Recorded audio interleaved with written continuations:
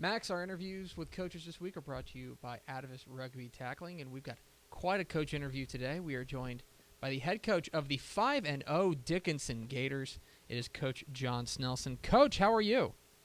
We're doing great. How are things in beautiful Dickinson, Texas? It is very hot today. Mother Nature kind of tricked us last week, took away the humidity, and it is back today. So we are nice and sweaty. Yeah, nobody's ever going to accuse you guys of not being well-conditioned and not being used to playing in elements. That's I know down there in Dickinson it can get awful steamy. I want to ask you a little bit about last year, about the way you guys go make it all the way to the regional final, end up losing to eventual state champion Galena Park North Shore. On one hand, you guys lost a lot of kids from that team. And on the other hand, it's hard to shake a game like that or shake a result like that. What was your message to your kids in the off season with regards to how last season ended? We just really kind of put 2014 to bed. That or 2015. Mm-hmm. Sorry, that was kind of the chosen class. Whenever I got to Dickinson in February of 2012, everybody said, "Coach, this eighth grade group, we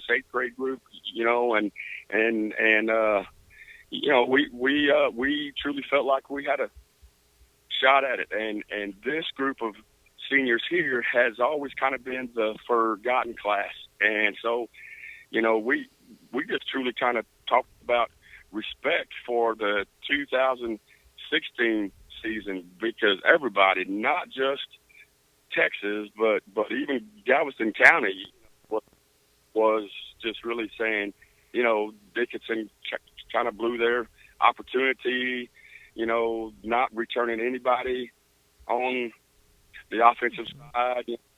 They're probably not going to make the playoffs, and we just felt like that our program was to the point where tradition doesn't graduate, and it's going to be next man up. And so we just really kind of started talking about what is the legacy of the 2016 team going to be.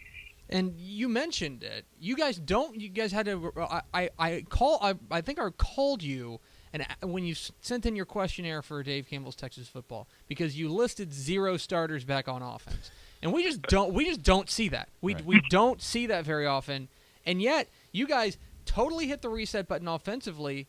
But you're 5-0. You're scoring 34 points a game. So far, has your offense surprised you so far? Not really. Honestly, as a whole, this is probably the best skill group as a whole on this football team that we've had since I've been here. And they really bought into the 7-on-7 this summer, and we fooled around and made it all the way to the championship game and lost up into the Woodlands. The question was we going to be able to find the offensive line, because we just had a great offensive line for the past 2 years, and our kids are really trying hard, and they're doing a good job. We just haven't quite gelled yet, and once we get a little bit more sound on the offensive line and we take care of the turnovers on offense, I really feel like we may be the best offensive team that we've had here, or at least we have that capability. And the guy who's kind of been at the forefront of this so far has been your quarterback, Jordan Grigg, a guy who's really, in my mind, taking care of the football, make good decisions, thrown for 10 touchdowns already. What can you tell us? He's a new name to me. What can you tell us about Jordan Grigg? Jordan Grigg and his family moved to Dickinson 2 years ago. His mother had cancer, and so they moved down from Lake Travis to be close to MD Anderson, and they had family here, and he was our quarterback last year. Really didn't get a bunch of reps, but had a really good summer, and he is an intelligent young man, a confident young man. Does not have a big, huge arm, but is very accurate and is confident in his receivers, and he's really playing well for us. And you've got another guy who I think is probably I'd classify as your home run threat. The guy that we thought we were going to see a lot of coming into this year, in Montel Parker. He's been an outstanding receiver for you, your leading receiver so far. Are you always struggling or trying to come up with interesting ways to get him the ball? Because it seems like whenever he's got the ball, good things happen.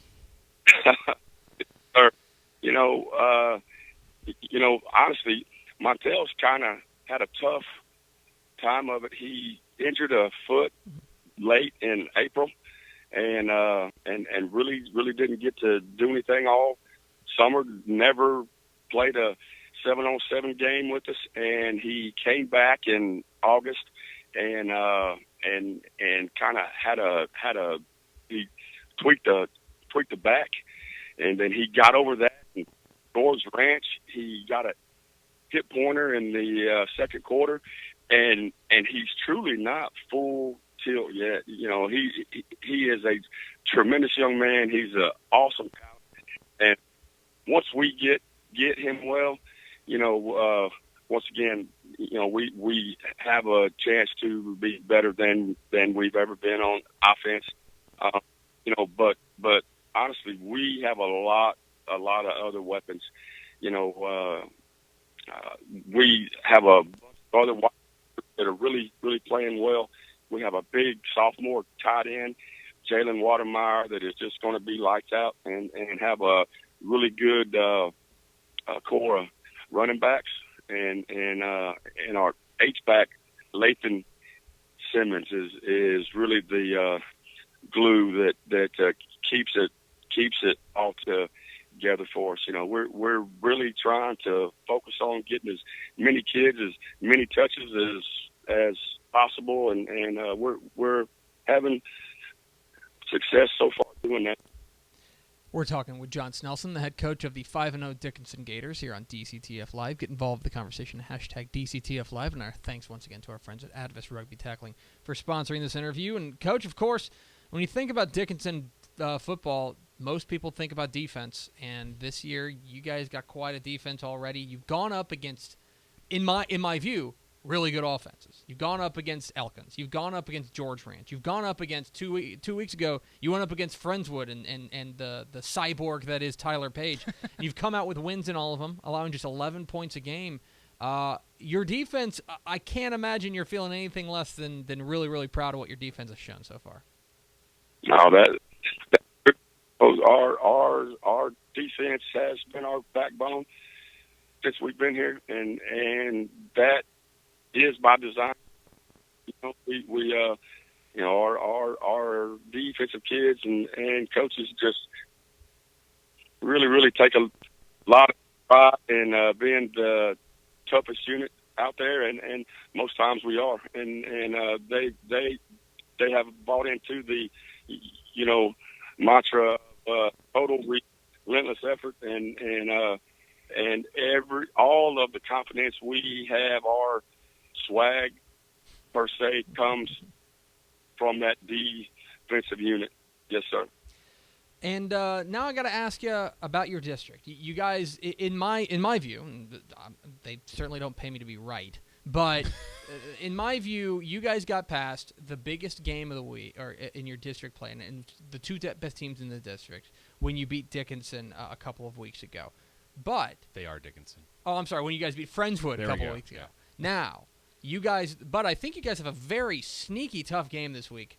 7 o'clock Friday at San Vitanza Stadium. When you take on a feisty Clear Springs team, I'm not going to ask you to give away your game plan or anything, but when you see Clear Springs on film and when you're preparing for this game, what stands out to you? Their home run capability. They do a great job of big playing people, both on offense, but especially in the kicking game. they have two kick returners that are just outstanding, and they've returned both kickoffs and punts, like 6 touchdowns, and they've had 3 of them called back. So for a total of 9 kicking game touchdowns, and I'm talking about big money, 105-yard kickoff returns and all of that kind of business. So, and a very disciplined group. Coach Daly had the luxury of coaching for Gary Joseph for the last 4 years, who, in my opinion, is the best football coach off of the nation. And he's brought lots of those Katy principles, that Katy discipline, and Clear Springs has 8 kids coming back on offense, 8 kids coming back on defense. So they were going to be a quality team no matter who coached them. But Coach Daly and the coaching staff are doing an outstanding job, and those athletes that they have are really buying into that discipline mentality, and we're going to have our hands full. And I don't want to ask you to look ahead too far, because you guys got quite a big game this week coming up against Clear Springs, but will be for Division I seeding almost certainly in the playoffs coming out of District 24. And you look at Region 3 and the way that Division I is shaking out. Katy, North Shore, Lamar, Cy Ranch, Atascocita, Ridge Point, A-Leaf Taylor, Pearland, Cy Fair, the aforementioned Clear Springs. Have you given any thought to the playoff path you would have to walk, and if so, is it keeping you up at night? But we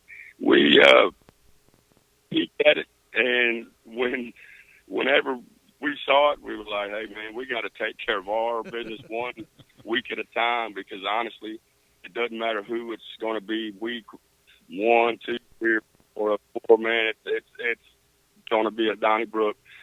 So there's definitely quality football teams everywhere, but Region 3 D1 is really, really tough region. So, we have to make sure that we take care of our business one week at a time, and that's our plan. He is John Snelson. He is the head coach of the 5-0 Dickinson Gators, taking on Clear Springs on Friday night at San Vitanza Stadium. Coach, appreciate your time. Congratulations on your great start, and good luck Friday. Thank you, guys.